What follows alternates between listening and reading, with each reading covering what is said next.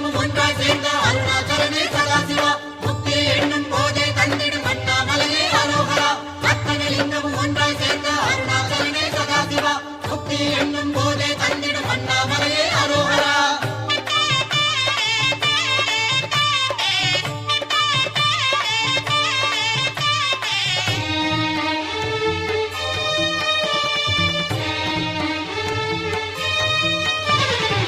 அண்ணாமலைக்கு மேலே ஆடும் யோக தீபமே ஆனந்தமாக அசைந்தாடுகின்ற தீபமே தென்னாடுடைய சிவனே தீயான அருணாசலனே தென்னாடுடைய சிவனே தீயான அருணாசலனே